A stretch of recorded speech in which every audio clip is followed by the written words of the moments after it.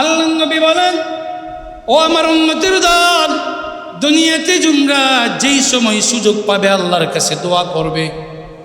বান্দা আল্লাহর কাছে দোয়া করলে দোয়া কোনোদিন বৃথা যায় না, দোয়া কোনোদিন বাদ যায় না, দোয়া কোনোদিন মারি নাই। আল্লাহর নবী বলেন, দোয়া করার কারণে হয়তোবা যে দোয়া করেছে আল্লাহ হুবহু দোয়াটা কবুল করেন, অথবা আল্লাহ তাআলা দোয়ার কারণে তার উপর বিরাট বড় মুসিবত ছিল। আল্লাহ বলেন, জিবরাইল রে, বান্দা দোয়া করেছে, বান্দার পিছনে বিরাট বড় মুসিবত লেগে আসে, আমি আল্লাহ তার দোয়ার বিনিময়ে, তার দোয়ার বদৌলতে তার বিরাট বড় মুসিবতরা দূরে সরাইয়া দিলাম। দোয়া কোনো লস নাই।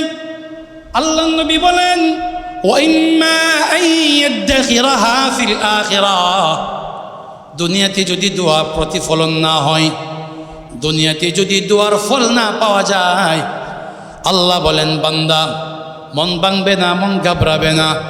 যতটা দোয়া তোমরা দুনিয়াতে করেছো কবুল হয় নাই, আমি আল্লাহ তোমাদের দোয়াগুলি আখিরাতের জন্য জমা করে রাখলাম।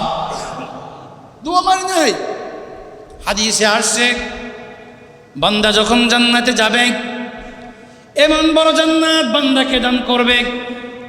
বান্দা তো নেক আমল করে নাই, বান্দা এত বড় নেক আমল কোনোদিন করে নাই, বান্দা এত বড় জান্নাতের উপযুক্ত হয় নাই। আল্লাহ বান্দাকে বলবে, উদখুলুহা বিসালামিন আমিনিন।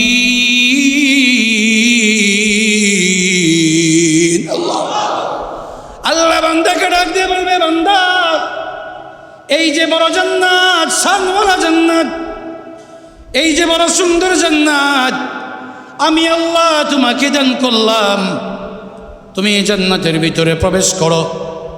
বান্দা বলবে, মালিক এত অনেক কাজ তো আমি করি নাই, আমার নেক তো অল্প, আমার জান্নাতটা হবে ছোট।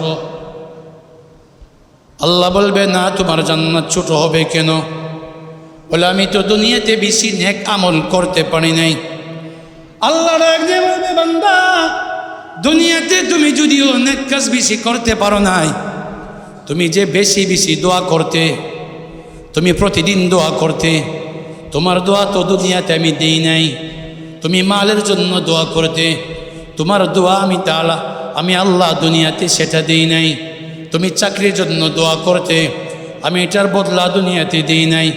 বান্দা দোয়া তোমার সবগুলি আমি কবুল করেছি, সব দোয়াগুলি আমি কবুল করে করে আখিরাতে দোয়াগুলি জমা করে রেখেছি।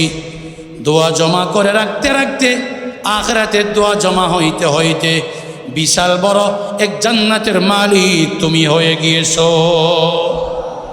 তখন বান্দা চিৎকার করে বলবে, হায়, আমার যদি দুনিয়াতে একটা দোয়া কবুল না হইতো।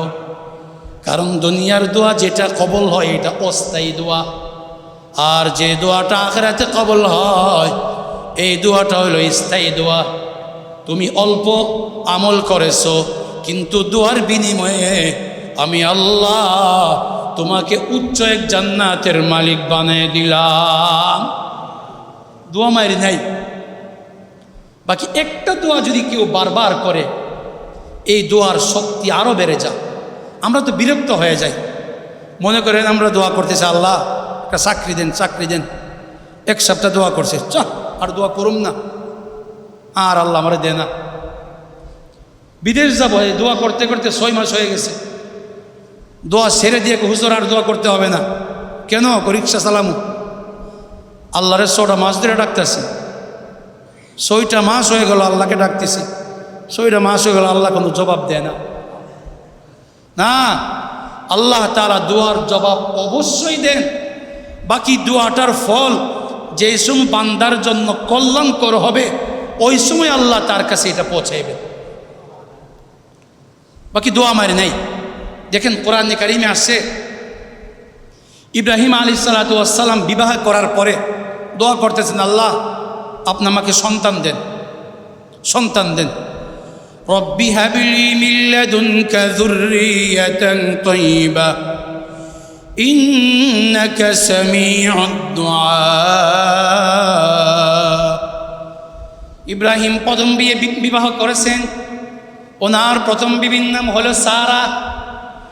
বিবাহের পর থেকে নিয়ে দোয়া করেন, আল্লাহ আমাকে আপনার সন্তান দেন। খেয়াল করে দেখবেন, দোয়া করতে করতে 100 বছর ওনার হয়ে গেল, সন্তান নাই, কিন্তু দোয়া ছাড়েন না। আমরা 100 বছর দোয়া করব? হ্যাঁ, এত লম্বা দোয়া আমাদের ধৈর্য কোলাবে না। ইব্রাহিম নিজেও দোয়া করেন, আল্লাহ সন্তান দান করেন। ওনার বিবি সারাও দোয়া করেন, আল্লাহ আমাদের ঘরে আপনি সন্তান দান করেন। সন্তান কিন্তু হচ্ছে না। বিবি সারা দেখলেন দোয়া করতে করতে আমার স্বামী সাইয়্যিদুনা ইব্রাহিম, স্বামীটা বৃদ্ধ হয়ে গিয়েছে, কোনো সন্তান হয় না। বিবি মনে মনে ভাবলেন, হায়রে আমাদের ঘরে তো সন্তান নাই, কি করা যা? দোয়া তো করতেছি, দোয়া তো কবুল হচ্ছে, কিন্তু ফলাফল যেন কোন সময় আসবে আমাদের জানা নাই। এই জন্য দোয়া কোনোদিন বন্ধ করেন নাই। ইব্রাহিমের বয়স যখন 100-এর উপরে হয়ে গেল, হযরতে সারা ইব্রাহিমের বিবি স্বামীকে বললেন, স্বামী গো, আমাদের ঘরে তো সন্তান হচ্ছে না, কি করা যায়? ইব্রাহিম বলল, তুমি কি করতে চাও? বিবি বলল, স্বামী আমার মনে চাই আমি আপনাকে আরেকটা বিবাহ করাই।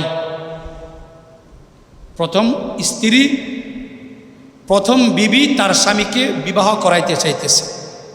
আমি কোরআনের ঘটনা বলতেছি, মা বোনেরা রাগ করেন না যে আমগো স্বামীরা রে জুমার দিন হুজুর ফাইয়া দ্বিতীয় বিয়ার ওয়াজ করতেছে।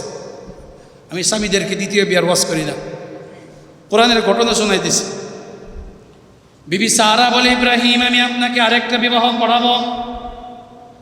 ইব্রাহিম বলে, ঠিক আছে আরেকটা বিবাহ করাও। দ্বিতীয় বিবাহ করাইলেন হযরতে হাজেরাকে। আল্লাহর কি কুদরত, যেই বছর হাজেরাকে বিবাহ করালেন, এর পরের বছরে হাজেরার ঘরে ইসমাইল নামক সন্তান আল্লাহ দান করেছে। কিন্তু প্রথম বিবি সারা, তার ঘরে সন্তান নাই। দ্বিতীয় বিবি বিবাহ করার পরের বছরে সন্তান জন্মগ্রহণ করেছে। কিন্তু দেখেন তাদের মজবুত কত, ঈমান কত মজবুত।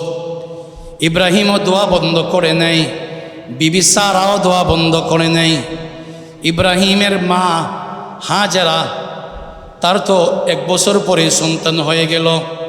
প্রথম বিবি সারা সন্তানের জন্য দোয়া করেন, ইব্রাহিমও সন্তানের জন্য দোয়া করেন, আল্লাহ সন্তান দেন। এবার দেখা গেল ইব্রাহিমের সন্তান তো আর হচ্ছে না। দোয়া চালায় যাইতে যাইতে দীর্ঘ 13 বছর পরে, ইসমাইলের 13 বছর পরে বিবি হাজেরার ঘরে ইসমাইল যেই বছর জন্ম হয়েছে, এর 13 বছর পরে আল্লাহ ইব্রাহিমের ঘরে সন্তান দিবেন। প্রথম বিবি সারার ঘরে জিবরাইল আমিন সহ আসমান থেকে 3 জন ফেরেশতা আল্লাহ নবী সাইয়্যিদুনা ইব্রাহিমের কাছে নাজিল হলেন। ওয়ালাকাদ জাআত রুসুলুনা ইব্রাহিম বিল বুশরা ক্বালু সালামা قال سلام فما لبث أن جاء بعجل حنيف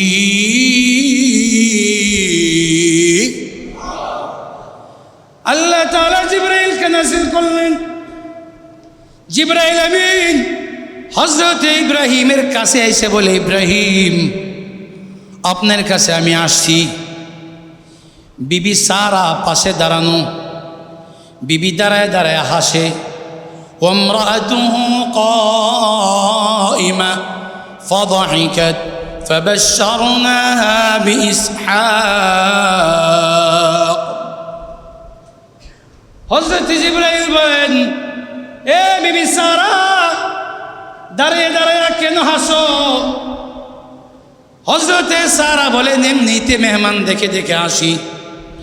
জিবরাইল বলে, রে সারা আমি সাধারণ কোনো মেহমান না, আমি হইলাম আসমান থেকে নাজিলকৃত মেহমান জিবরাইল। আল্লাহ আমাকে পাঠিয়েছে তুমি সারাকে সুসংবাদ দেওয়ার জন্যে। দীর্ঘ সময় তোমরা দোয়া করেছো, তোমাদের দোয়া কবুল হয় নাই তা না, আল্লাহ তোমাদের দোয়া কবুল করেছে। ইব্রাহিম দোয়া করতে করতে তার বয়স 120 হয়ে গিয়েছে। বিবি সারা দোয়া করতে করতে 99 বছর বয়স হয়ে গিয়েছে। জিব্রাইল বলেন এই বয়সে আল্লাহ সুসংবাদ দিয়েছে, ফাবাশশারনাহা বিইসহাক।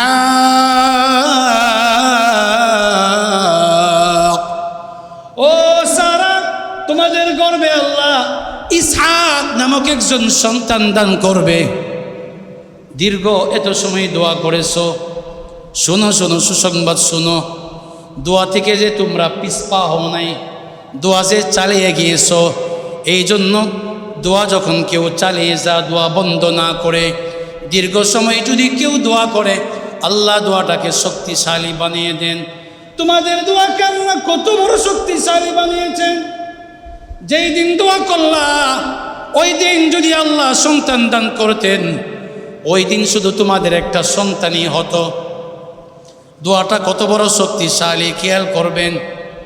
জিব্রাইল বলেন ফাবাশশারনাহা বিইসহাক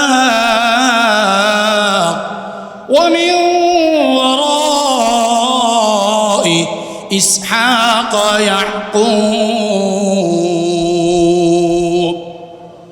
হযরত জিব্রাইল বলেন, এ ইব্রাহিম, এরে সারা, যেই দিন তোমরা সন্তানের জন্য দোয়া করেছিলে, এই দিন যদি আল্লাহ সন্তান দিয়েতেন, তাহলে শুধু একটা সাধারণ সন্তান পাইতে। আর এখন কেমন সন্তান পাইছো জানুনি? বলে কেমন সন্তান? আল্লাহ তোমাদের ঘরে যে সন্তান দিবেন, ইসহাক নামক সন্তান দিবেন। আল্লাহ ওই ইসহাক নামক সন্তানটাকে আল্লাহ নবী বানিয়ে দিবে। শোনো, শুধু তাই না, ইসহাক শুধু একা নবী হবে তাই না, আল্লাহ তোমাদের জীবদ্দশায় ইসহাকের ঘরে একজন সন্তান দিবেন, যেটা তোমাদের নাতি হবে। ইসহাকের ঘরে সন্তান হবে, তার নাম হবে ইয়াকুব। ও সারা, দোয়া যে দেরিতে কবুল হয়েছে, তার ফায়দা, তার লাভ বুঝো। এক নম্বর হলো তোমার ঘরে সন্তানটা নবী হবে, তার ঘরে সন্তান হবে ইয়াকুব, সেটাও নবী হবে। ইয়াকুবের ঘরে যে সন্তান হবে সেটাও নবী হবে। এরপরে যে সন্তান হবে সেগুলোও নবী হবে। এরপরে যে সন্তান হবে সেগুলোও নবী হবে। এরপরে যত সন্তান হবে সেগুলোও নবী হবে। আল্লাহ নবী সাইয়্যিদুনা ইব্রাহিমকে জিব্রাইল জানিয়ে দিলেন, ওরে ইব্রাহিম, শোনো শোনো, আখিরি নবী মুহাম্মদুর রাসূলুল্লাহ ছাড়া ঈসা আলাইহিস সালাম পর্যন্ত তোমার বংশের ইসহাকের ঘরে যত বংশধর হবে, আল্লাহ তোমাদের বংশে 1 লক্ষ নবী আল্লাহ তাআলা পাঠাবে। প্রথম দিন যদি সন্তান দিয়ে দিতেন, ওই দিন শুধু তোমরা সাধারণ একজন সন্তানের মালিক হইতে। দোয়াটা দেরিতে কবুল করা হয়েছে। কেমন কবুল হওয়া হয়েছে? এই সন্তান দেখে যেটাই বের হবে, আল্লাহ তাকে নবী বানায় দিবে। এই জন্য কোরআনে আসছে, ইসহাকের বংশে লক্ষাধিক আল্লাহ নবী পাঠাইছেন। যত নবী আইছে, শুধু আমাদের আখিরি নবী ছাড়া সব নবী হযরত ইসহাকের বংশধর। দোয়া মারি নেই, দোয়া মারি নেই। দোয়া যত দেরিতে কবুল হয়, আল্লাহ তাআলা এই দোয়াটাকে এত শক্তিশালী বানায়। জাকারিয়া আলাইহিস সালামের দোয়া দেরিতে কবুল হয়েছে, দোয়া শক্তিশালী হয়েছে। হযরত ইব্রাহিমের দোয়া দেরিতে কবুল হয়েছে, শক্তিশালী হয়েছে। এই জন্য আল্লাহ নবী বলেন, নিজেরাও দোয়া করবা, অন্যদের কাছ থেকেও দোয়া চাইবা। আমরা তো যারা আলেম হয়ে গেছি, এটা আলেমদের দোষ। আলেমরা নিজেরা মনে করে আমরাই তো দোয়া পারি, আমরা কার কাছে দোয়া চাবো? না না, হাদিস শরীফের মধ্যে আসছেন, আল্লাহ নবী মুহাম্মদুর রাসূলুল্লাহ সাল্লাল্লাহু আলাইহি ওয়াসাল্লাম, ওনার মতো শ্রেষ্ঠ ব্যক্তি কে আছেন? এত বড় ব্যক্তি কে আছেন? জমিনে দোয়া করে সঙ্গে সঙ্গে আসমান থেকে দোয়াটা কবুল হয়ে যা। এমন বড় নবী, উনি অন্যের কাছে দোয়া চাইতেন। উমর রাদিয়াল্লাহু তাআলা আনহু বলেন, আমি একদিন আল্লাহ নবীর কাছে গেলাম, গিয়ে ইস্তাআযানতুন নাবিয়্যা ফিল উমরাহ। তিরমিজি শরীফের হাদিসে আসছেন, উমর বলে আমি আল্লাহর নবীর কাছে গিয়া বলি, ওগো আল্লাহর নবী, আমাকে ইজাজত দিন, আমি মদিনা থেকে মক্কা যাব উমরা পালনের উদ্দেশ্যে। আল্লাহর নবী বলেন, এরে উমর, মক্কায় যদি তুমি যাও, আশরিকনা ইয়া উখাইয়া ফি দুআইক। খেয়াল করেন, আল্লাহর নবী উমরকে বলে, উমর, ইয়া উখাইয়া, ও আমার ছোট ভাই, মক্কা তুমি যাবে, উমরা করতে যাবে। মক্কার প্রতিটা অলি গলি, প্রত্যেকটা জায়গা দোয়া কবল হওয়ার জায়গা। কাবা চত্বর দোয়া কবল হওয়ার জায়গা, রুকনে ইয়ামানি দোয়া কবল হওয়ার জায়গা, রুকনে শামি দোয়া কবল হওয়ার জায়গা, হাজর আসওয়াদ দোয়া কবল হওয়ার জায়গা, মিজাবে রহমত দোয়া কবল হওয়ার জায়গা। দরজা যে কাবার দরজা মুলতাজাম, এটাও দোয়া কবল হওয়ার জায়গা। কাবার পাশে দেওয়াল করা হাতিমে কাবা, এটাও দোয়া কবল হওয়ার জায়গা। কাবা থেকে কয়েক হাত দূরে মাকাম ইব্রাহিম, এটাও দোয়া কবল হওয়ার জায়গা। সাফা মারওয়া দোয়া কবল হওয়ার জায়গা। মসজিদে নববী, মসজিদে হারাম, তার প্রত্যেকটা অলিগুলি দোয়া কবল হওয়ার জায়গা। আল্লাহ নবী নিজে দোয়া চেয়েছেন, নিজে দোয়া চাইলেন। আল্লাহ নবী উমরকে বলে, ইয়া উখাইয়া, ও আমার ছোট ভাই উমর। দেখেন দোয়াটা কেমনে চাইছেন।